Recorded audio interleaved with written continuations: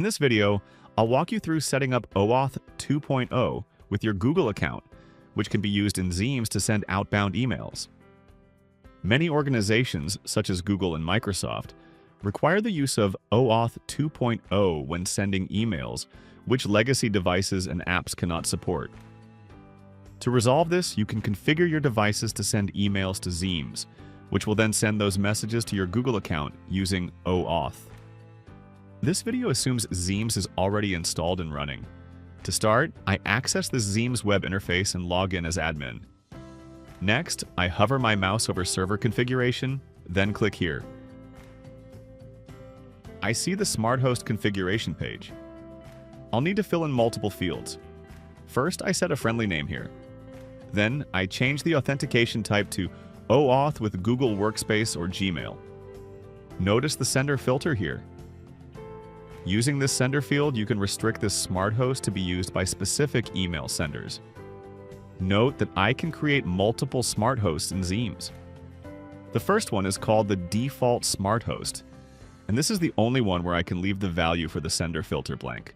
I must specify a value for this field for every subsequent Smart Host I create. In the user ID, I put my Gmail account here. To obtain the values for the client ID and secret, I'll need to configure my Google account and create an app for the OAuth. To start, click the link shown on the right side of this page. This takes me to the login page. I specify my Gmail address here, then log in. The Google Workspace page asks me to create a project. I specify a name for this project, then click on Create. I now see the dashboard. The next step is to add the Gmail API.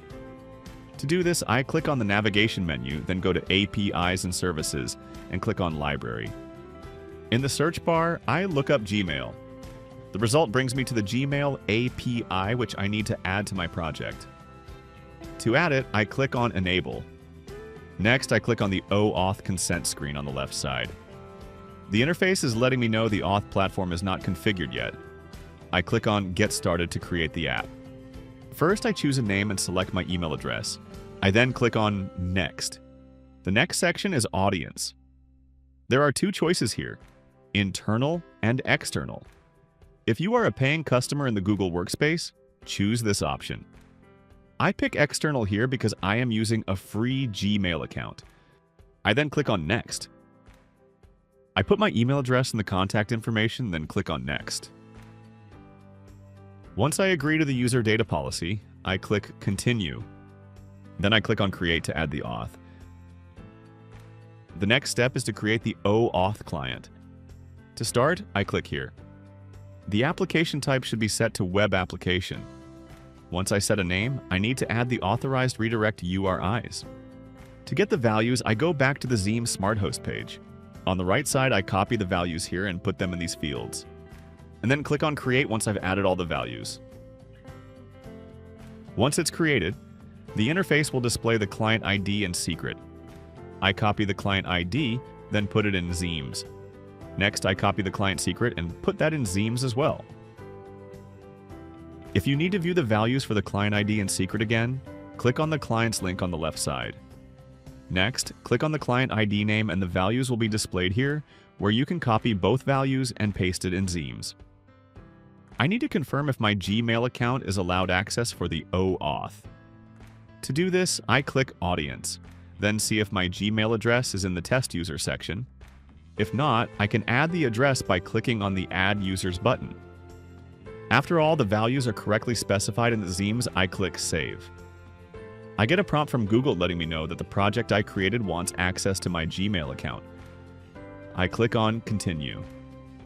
The Smart Host has been successfully added.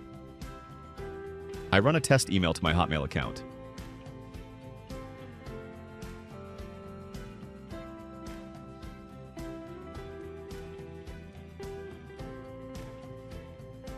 After it says the test is successful, I log into my Hotmail account and now see the message that my Gmail account sent.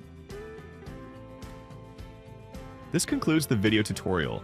Please check our website, zeems.com, for more articles and videos.